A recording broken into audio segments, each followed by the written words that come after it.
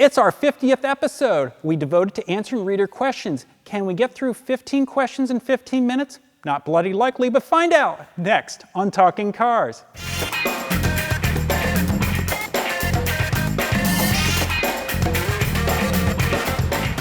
Hi there, welcome to Talking Cars with Consumer Reports. I'm Tom Muchler. I'm Gabe Shenhar. And I'm John Lincove. Episode 50. Balloons. I know, who forgot the balloons? Whoever thought we'd make it this long? Happy birthday. God bless you too. You know, we wanted to do something to celebrate this episode. I hate wearing pointy little party hats. Yes. I just hate hats. It's a long With story. hair, you should. I mean, It's a long story. Yeah. But what we decided to do was make this episode just answering reader questions. What we're going to try to do is 15 questions or comments in 15 minutes. Ambitious. I don't think there's a way in hell we're going to pull it off. Let's But do it. that's optimism. Crash and burn. There we go.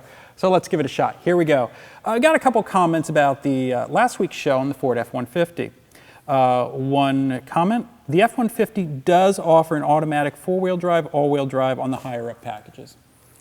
So yeah, it does. You have to get the Lariat, the top dog, Yeah, or F-150. King Rancher, but you got to get a really Right. high-trim model. Yeah, so yeah, it does. Yeah, we fixed that in the videos. We made a mistake there. I guess, though, the problem I have is that our truck, the truck that was parked behind us, I priced that thing out. That was like $46,000, $47,000, and it did not have automatic all-wheel drive or four-wheel drive. You get a Ram, you get a Silverado. You know, they have that. You get that in a more mainstream kind of a version instead of spending $55,000 on a Lariat or King Ranch. Right. So you're right. I still have a complaint anyway. Mm-hmm. Justified, inappropriate, should be at a lower price for more people to get. Exactly. Next comment, trying to correct us. We talked about the F-150 door latch. You know, it's sort of a flappy thing. It looks rather nice. The door latch is not new. It is straight out of the F-250. Yeah, and it's also much more rudimentary in the F-250. It's exposed springs. You know what? It's a nice handle. It's cool. More people are going to see it. Not everyone drives an F-250, so it's nice to have it across that line. You know, it's a compliment. Take it. I mean, there you have it. This is a much more formed, much more aesthetically pleasing piece. It makes sense in a mainstream truck. Next comment about the way the F-150 is built. Aluminum body on steel frame, while weight saving, galvanic corrosion where dissimilar metals will be showing in 5 years, more so in damp climates, as the railroad industry discovered in the late 50s and early 60s as body parts corroded and failed. It's one of the concerns. There have been cars before that where steel parts butted aluminum parts, and that caused corrosion. And yeah, I mean, we'll see how that turns out. Yeah, your thoughts? Repair shops might be happy and excited. Out of warranty, damaged trucks. It's a potential. Audi A8 had, reports of corrosion, with its aluminum space frame and I mean, in the metal parts onto the aluminum body panel. So it's a potential. It certainly is there. I'm sure Ford's aware of it. Yeah, that's the thing. I'm not willing to give Ford a free pass. No. I also think they didn't just read this comment and said, oh crap. We forgot. We forgot about galvanic corrosion. The thing I'm personally more worried about is if cars have used aluminum before, not even A8s and Jag XJs, but Tahoe's had aluminum tailgates, and my Volvo from 1987 had aluminum tailgate, There's plenty of steel cars that had a lot of bad rust problems early in their lives, too. Expeditions had aluminum tailgates. Some hoods are aluminum. The problem is you get a couple years into the paint flakes off. I'm more worried about paint. Good point. Paint longevity. But you take that versus rust, I don't know. We'll see in a couple years. Another question about Ford. This goes back to the episode that was done on the Mustang with Jake and Wayne Carini. Wayne said that the Mustang, there was something to the Mustang. It had a lot of equity because Ford has kept the name going continuously. There's been other names, Chevy Camaro, Trans Am, that they've come and gone, in some cases really gone. Right. So here's a comment on that. Wayne thought that was a good thing, that they've kept the name going. I tend to disagree with Wayne. Sure, Ford kept the Mustang going, but was it even worth it? If a company knows they cannot provide the best product, in this case one with excellent performance to their customers, they shouldn't even attempt to make it until they have enough resources to do. Now what he's referring to is kind of the sad years of the 70s and early 80s. Right, the the smaller Pinto-based Mustang. I think in the long run, it probably benefited them more than losing the name. Hindsight's better than 2020. You know, I mean, you're sitting back now going, oh, you know, it was a real waste with that Mustang too. You know what? At the time, I was a child. Charlie's Angels had one. Sure. I'll take that. I've said too much. Yeah, we should edit that. You know, you're looking at revisionist history. I mean, it would be like going back, you know, there was a time when all 70s Corvettes were attacked. And then you sit there and go like, well, there were some really valuable ones because they got rid of the convertible and this and that. Through time, things either get glorified, glamorized, or they're looked at with harsher light. You know what? Ford kept the car. They have enthusiasts. This new Mustang's great. It has nothing to do with the Mustang 2. Changing gears. I'm going to cheat because I can. We had 2 comments asking about the Acura TLX. That will count as 2 things answered, but also gives us 2 minutes to talk about it. Nice. Please review Acura TLX 2.4 liter. And a similar question, please review the new Acura TLX V6 SHAWD, S-H-A-W-D. I really want to know what CR thinks of it. So we own a TLX. Yes, we're in the midst of testing a TLX and the 4-cylinder, and those results will be out quite soon. We're also buying a V6 all-wheel drive version, it was launched a little which later. was launched about a month later than the 4-cylinder, and we'll have that too. I mean, we realize we have a lot of TL and TSX buyers that are looking at these cars, and that TLX essentially replaces both of these cars, so might as well.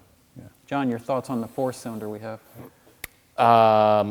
Better than the last TL. Not sure it has the verve of the TLX sportiness in it.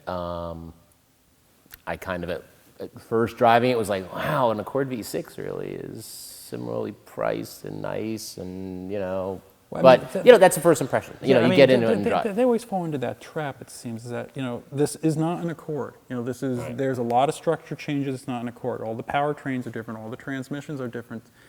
Yet you still, and it's a nice car, you still come away with, and it's still inevitable to say, yeah, you know, I could have just bought a loaded Accord for this. Yeah, I mean, to be fair, it's still based on the global Accord platform. But yeah, I mean, powertrains are different, equipment levels are different. I mean, the intent of the cars is different. The TLX has a little more sportiness, which is mild compared to the German competition. Well, so is the price. Yeah, so is the price. I mean, at $35,000, it's quite a bit less than a BMW 3 Series, Audi A4, Mercedes C-Class.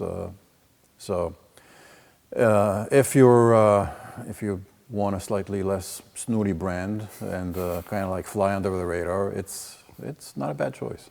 No, it's not. And we'll talk more about it on the later show. We'll have more for you. Going back to the show that keeps on giving, the show where we talked about the WRX. Now, someone had asked for what would you get instead of a WRX? And you recommended a Ford Focus ST. Someone asked, didn't Gabe previously say not to give a teen the Focus ST because it oversteers too easily? Absolutely. Gabe said that, and Gabe stands by that. Yeah, I mean, it was an alternative for a grown-up buying a WRX. Yeah, you know, it's not like... We don't think a kid should buy a WRX anyway. Exactly. You know? So you're not coming from... they should totally get it out of WRX, yeah.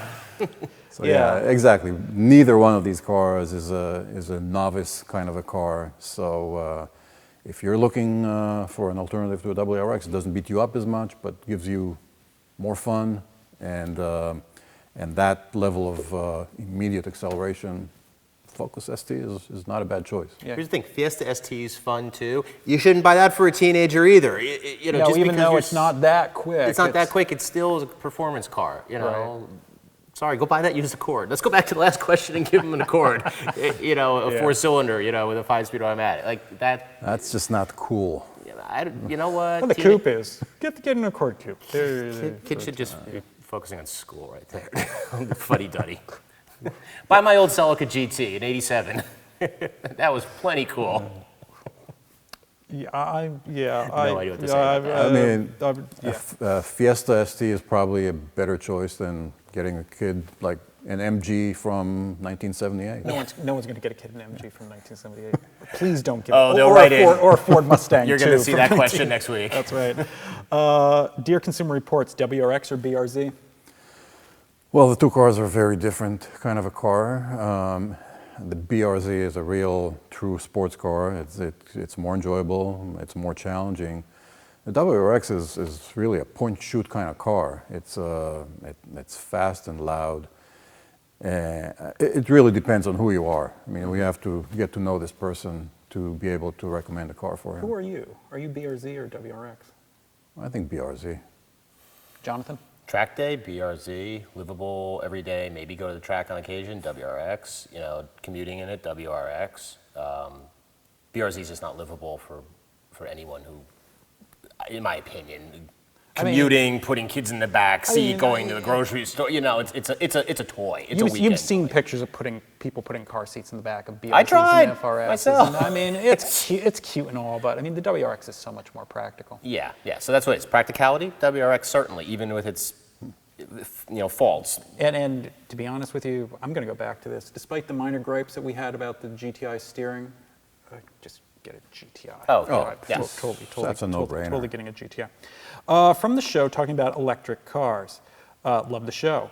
But you guys are so anti-Nissan. Never mentioned the Leaf. Forgot about the Quest in an episode in the past where the question was about the Quest. The question was about the Quest. That's deep stuff. The Quest. Reject the Altima because of the 2013 issues in spite of improvements of 2014. Let's take this apart. Let's be fair, rather than just dumping on him complaining about us. Let's be fair. The Leaf. We were talking about in the I-8 show that electric cars that are designed to look different do well, and the Leaf does well.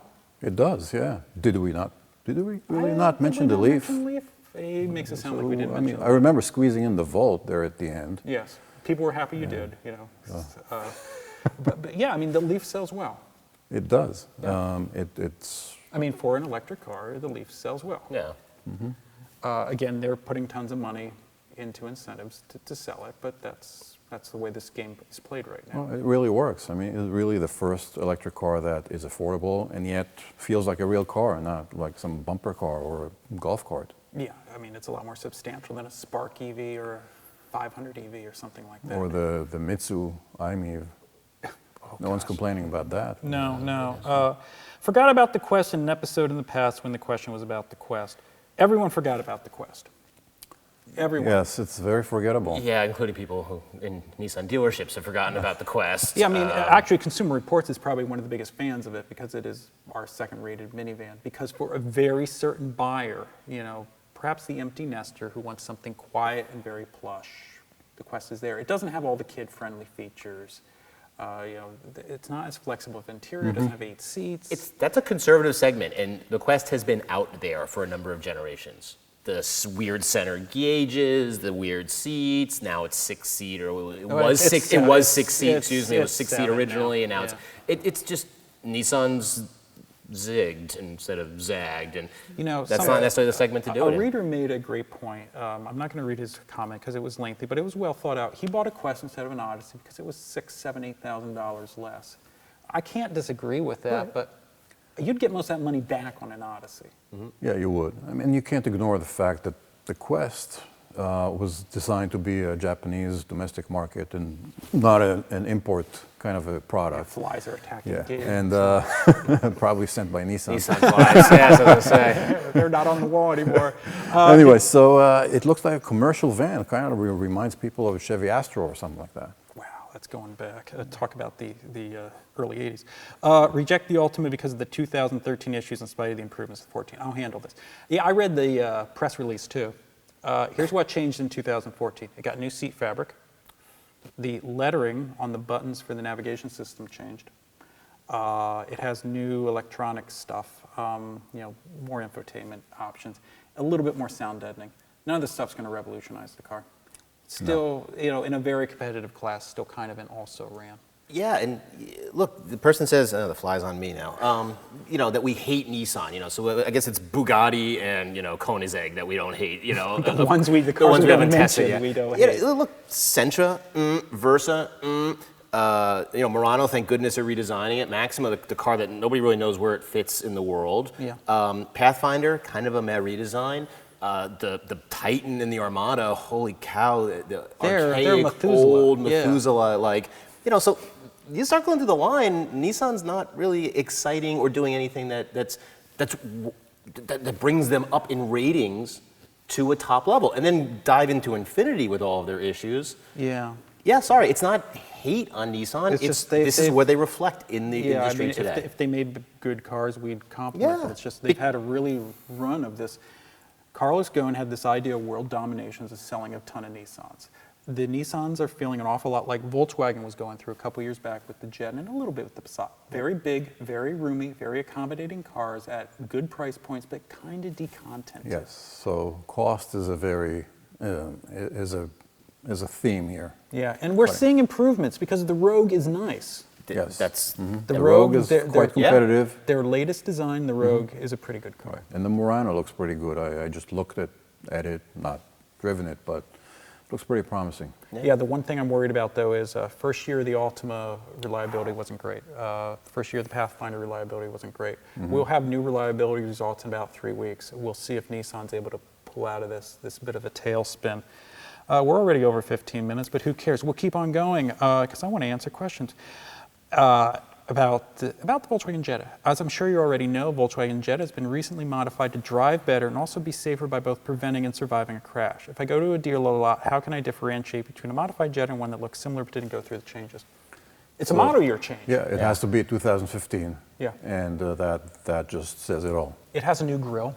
It looks more like a shaver, I guess. You know, there's more black in yeah, it's a model year change. They've improved the structure for the IHS test. I think you can get forward collision warning, which is the avoiding the accident part. Yeah, it's just a model year change. Which rides better, SUV or minivan? John? Minivan. Gabe? Well, it depends. I mean, certainly the Range Rover rides better than the Chevy Astra I just mentioned a few minutes ago. So there is no blanket statement here that... I don't know, the Odyssey, the Lamborghini LM002. I am going to go with the Odyssey. But typically, John's right, minivan would ride better than most SUVs. I mean, to be fair, a lot of SUVs, unless you're being pedantic and using the term crossover, which I hate the word crossover, a lot of SUVs now are minivans. I mean, you know, GM's SUVs. The Pathfinder is basically a minivan now. It's a Quest. It's pretty it's not a Quest. Nothing's a Quest, just a Quest. Yeah, it's there's a lot of overlap here. I mean, a Highlander is an SUV that probably rides very as well, well, if not better, than a Sienna.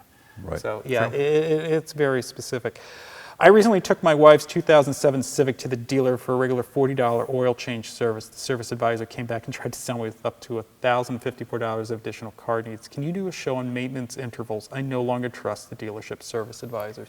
There's an easy way around this, and it's in your glove box, right? Yeah, you follow the maintenance schedule that the manufacturer sets that's in the service guide. Don't have anything that the dealership or even an independent mechanic has as their special service intervals. And a lot of the things are pure profit in the sense of like transmission flushes and radiator flushes because they buy this expensive tool that they hook up and they blow all this crap through the radiator or whatever. And you know, it's cheap and easy for them to run it, but they'll charge you a lot for it. Follow just the maintenance intervals that the manufacturer sets. That's the one who's backing the warranty. Right, moving on, because we're pushing 20 minutes. Please review Lexus RC, thanks. Your quick thoughts. We had a Lexus RC press car. Yeah, Lexus RC. We'll have a video up there soon. Right, I mean, it's important to note, it's a coupe version of the IS. We had an RCF, which is the high-performance version, competitor to the BMW M4, M3. So, and we'll have a first drive and a video of it very soon. Yeah, look for that. We'll talk about that. That's the place, you know, you can find out how we feel about the car. A brief summary, it's not exactly a replacement for an M4. It doesn't have the sharpness, but... It's not. But for the guy who wants a cool-looking car with a great-sounding engine... And it's fast. Yeah. That might be, you know, it might be your ride. Depends what you're going to do with it. If you're never going to go to a track, it might be your choice, unless you want to go sideways around the track. I'd buy a Mustang. You'd buy a Mustang, maybe a Mustang point. too. I live in New York City and wondering if it's really worth purchasing a Ram 1500 diesel. There are a lot of questions to that question. The nearest service station that offers diesel is 8 miles. Living in New York City, I can only keep one car, so it has to be a family work, New York City street compatible vehicle. That takes 3 parking spaces on a New York City street. Yeah, I mean, I guess, were you going to buy a truck anyway? Rent the Ram. If whatever you need a Ram pickup for, rent it, and you will be. I don't think Zip Cars got Rams, though. Do some, call Enterprise, they'll pick you up. I mean, I can't imagine owning a Ram. I couldn't imagine owning a Ram in the suburbs of DC, let alone in the city, in New York It's City. the perfect urban assault vehicle. Yeah, well, I'll tell you what, the past first generation Cadillac SRX was great in the city. It was the right size, it was the right height. The merits of the car aside, it was just like the right size. Like an SUV of that size is going to be a heck of a lot better than a Ram pickup. I can't imagine just negotiating into the gas station itself. I mean, to answer the question, if I was buying a Ram to live in New York City, I'd buy just a 3.6 liter V6. I would skip the extra. You don't want the Hemi. I would skip the extra money. The diesel. It's not going to give you any benefit. The in the diesel city. helps a little bit in the city, but it's going to excel on the highway. Right. But yeah, I would get a Ridgeline. I mean, Get a Grand Cherokee diesel if you want. If you really have your heart set on a diesel, you'll be the one person buying Grand Cherokee diesel. you might get some price off of it. Last question from Bo Hunk. Already. The new Chrysler 200 made the short list for best car 2015. I'm guessing they're North American Car of the Year stuff. That's fine, but the new Ford F-250 made the list for best F-150, excuse me, made the list for best truck. How can a vehicle make a list before it's available? How does Well, the way North it American works. Car of the Year work? Yeah, I mean, journalists are given a few days to drive all the new cars for 2015, and journalists got to drive the 200. But aside from that, I think this year, North American Car of the Year is a foregone conclusion. What do you think it is? It's a clean sweep for Ford. You think so? Jonathan? Quest. It's probably going to be a Mustang. It's probably going to be the F-150. I would think so. Let's face it. Car journalists love Mustangs. You know, it's like you can go to a press conference and Ford can have nothing to say, and it's like, and here's the Mustang. You know, and they come out and they do donuts on the stage. I think they had a press event in Dearborn, and it just got like the Mustang kind of got dragged through on rollers, and it was all about tech. And the Mustang was there, and that was about the show. No one talked about the conference. They talked about the fact the Mustang made an appearance. I mean, I feel bad because Toyota, I think we'll talk about this next year. Toyota introduced a new refreshed 2015 Camry. The same time Ford was coming out with the Mustang. And it's like, and sending journalists to Hawaii. And their spouse. yeah, I mean, that's just. But I mean, the Toyota. North American Car of the Year is basically going to be a repeat of last year. Corvette and Silverado this year, Mustang and F-150. You have it there. You'll find out in January if Gabe was right or not. And actually, we'll come back to that when we're at the Detroit show and see if you turned out to be right. As always, thank you for hanging around. Thank you for hanging around for 50 shows. We're looking forward to 50 more. See you next time.